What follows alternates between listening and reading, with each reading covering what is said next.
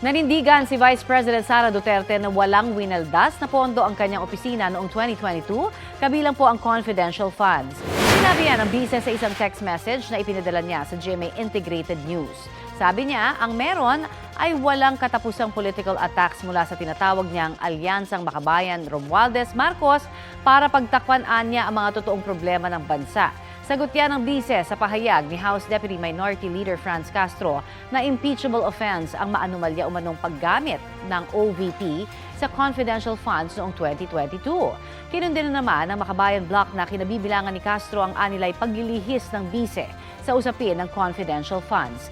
Git nila gawa-gawa lamang ni VP Duterte ang tinutukoy niyang Alyansang Makabayan Romualdez Marcos.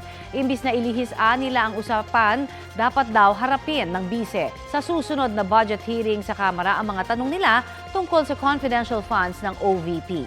Mahigit 73 million pesos mula sa 125 million peso confidential funds ng OVP ang kasama sa Notice of Disallowance ng Commission on Audit nito pong August 8.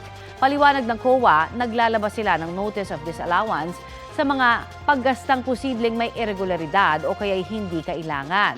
Una nang sinabi ng OVP na magsusumiti sila ng mga kaukulang dokumento para patunayang walang irregularidad sa paggamit ng pondo.